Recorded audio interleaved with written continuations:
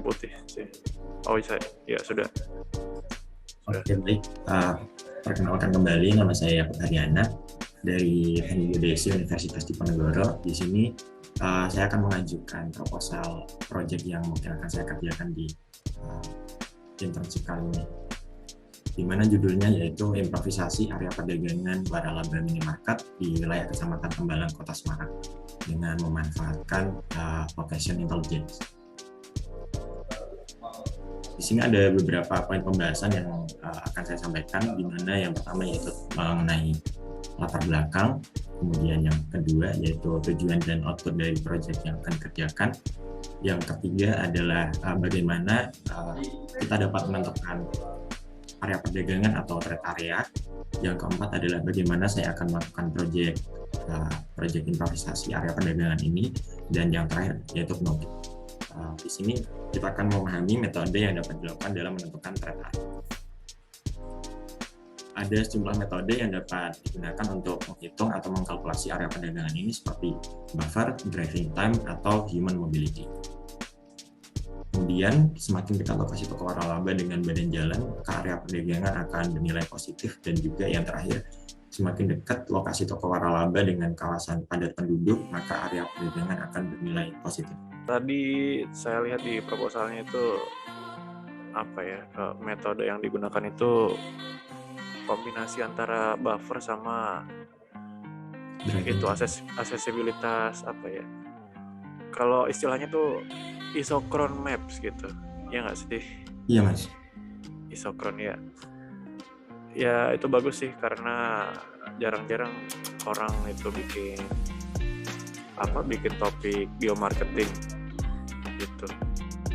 Iya, kalau dari saya sih itu aja sih, teknisnya saya nggak mau mengomentari lebih jauh gitu. Sejauh ini sih sangat bagus sih ide yang dimiliki oleh Yakub itu bagus. Oke. Ada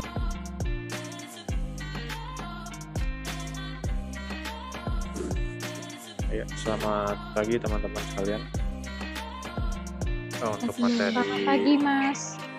Materi hari ini kita akan pengenalan platform. Nah, dari kalian kan udah kita pesenin tuh untuk ngecek di website geo.mapit.io itu kemarin. Itu udah pada registrasi nggak? Mungkin tampilan setelah kalian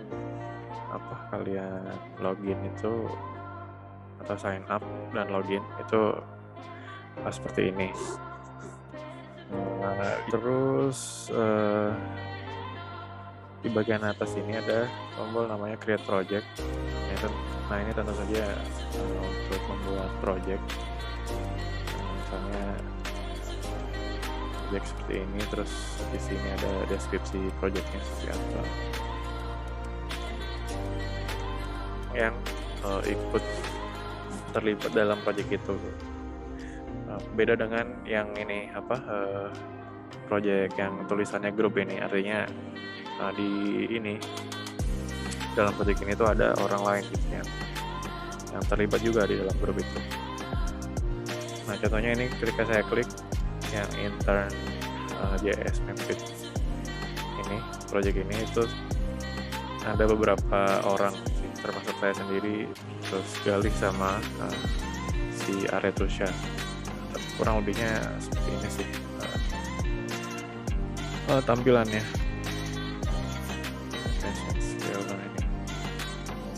Jadi seperti ini sih, ini bisa digunakan untuk analisis berdasarkan tinggi objek. Bisa point, bisa line, ataupun bisa polygon. Oke, selanjutnya adalah map viewer. Nah, map viewer ini beda sama map 3D tadi. Nah, intinya map viewer ini map viewer ini bisa menampilkan satu data gitu beserta informasi statistik di dalamnya. Public data di sini. Nah, public data di sini atau orang-orang yang publish publikasi di sini itu bikinnya itu di sini, write publication di sini. Ketika kita klik, nah itu akan muncul list publikasi yang kalian punya itu. Entah itu masih statusnya masih dalam draft, entah itu yang memang udah terpublish gitu.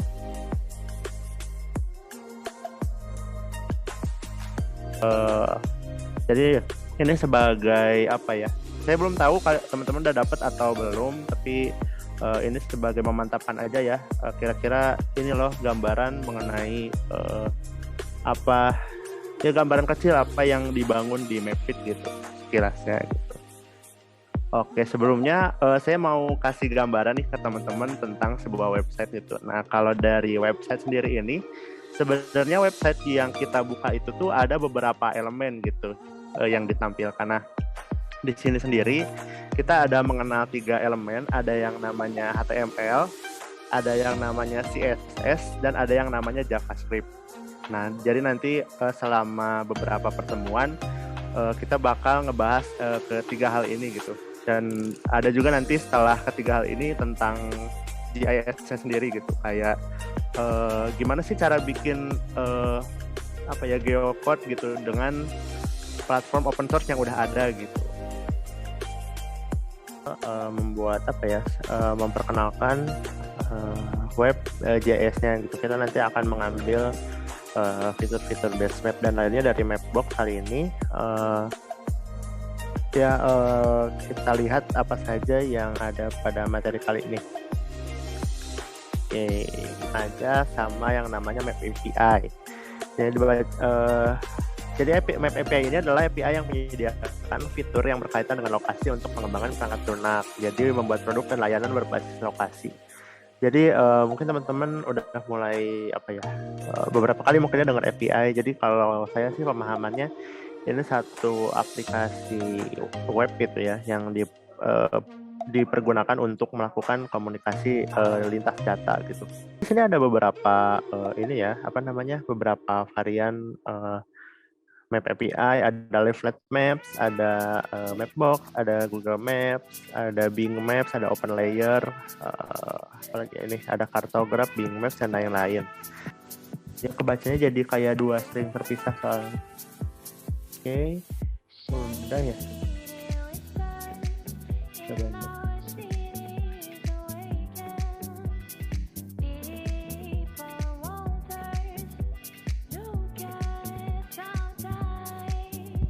Di inspect element Ctrl Shift ya. Oke.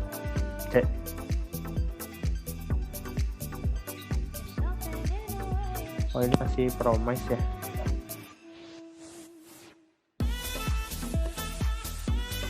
Oke sih, searching dokumentasi untuk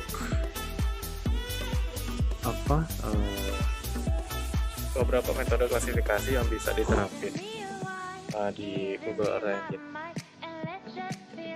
Tapi yang paling umum digunakan adalah CART di sini. Menggunakan band terpilih.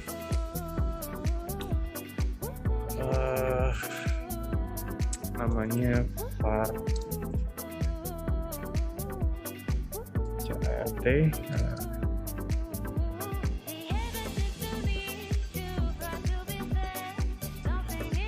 Kita select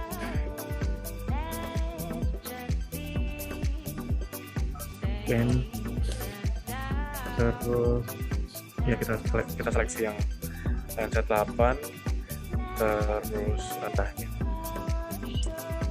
Oke, kita coba run, semoga bisa.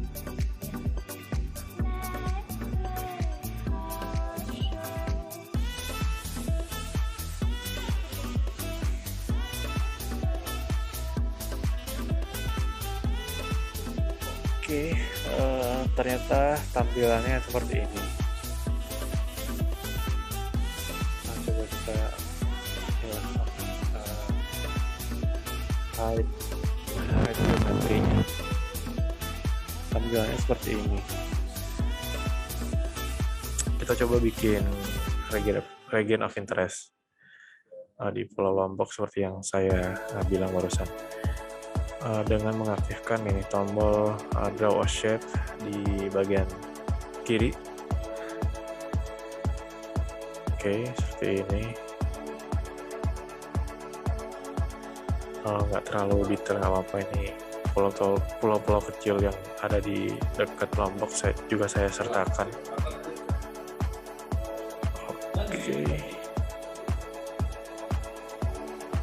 Oke, kita lanjutin lagi. Tadi sampai kita masukin script untuk metode ketiga. Nah, metode ketiga ini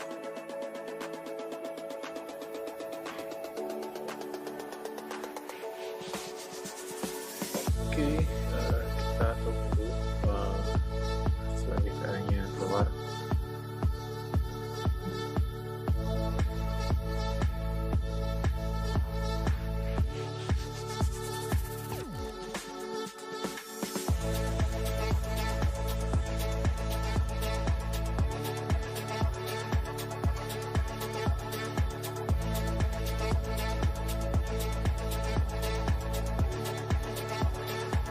Baik Mas, di sini saya akan menyampaikan mengenai update mingguan internship di PT Multiarea Outline Indonesia.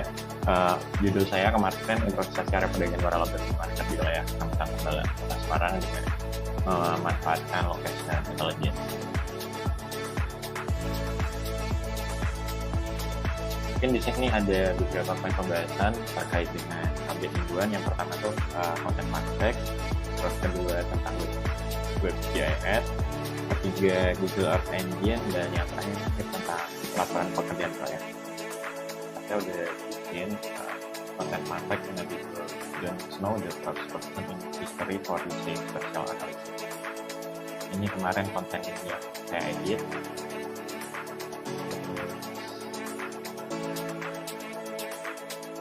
Ini tampilan dari yang kanan ini JavaScript-nya, terus yang bawah ini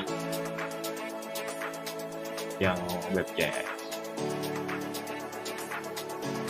Terus lanjut materi tentang Google Earth Engine, kemarin udah dijelasin sama Mas Wahyu, dimana kita belajar tentang klasifikasi citra terbimbing atau supervised. Seperti Alfamart Processor, dimana ini udah dilakukan scoring, ada beberapa layer, 6 jumlah fasum yang overlap untuk tiap-tiap area. Ini ada beberapa layer berdasarkan radius, kemudian bobotnya, jumlah titik yang overlap pada radius tersebut, pusat kegiatan juga, kemudian kompetitor juga. Set. Untuk Indomaret sendiri, skor paling tinggi itu 154, itu ada di Indomaret dan Jasa.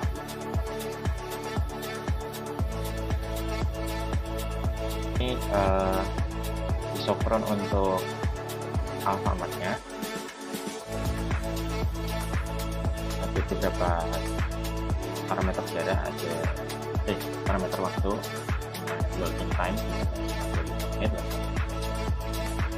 terus untuk Indomaret juga ada.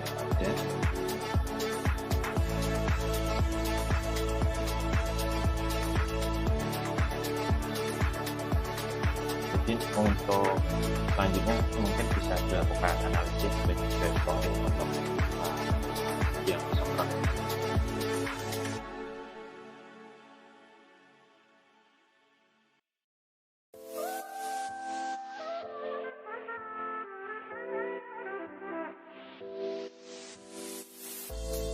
When I close my eyes, I see your face.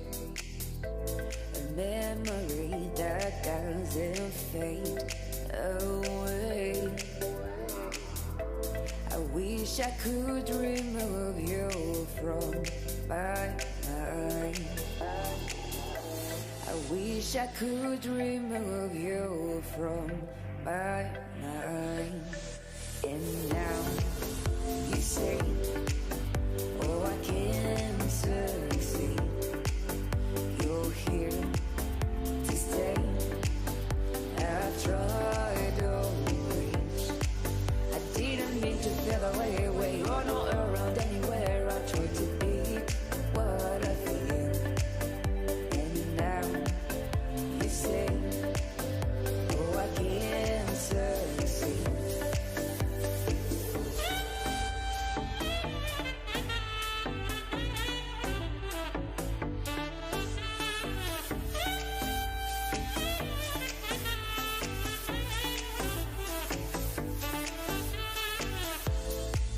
Yes, we did have some good times back then, and all those memories that stayed the same. You told me what that I saw die buried. You said you love me without even. And now you say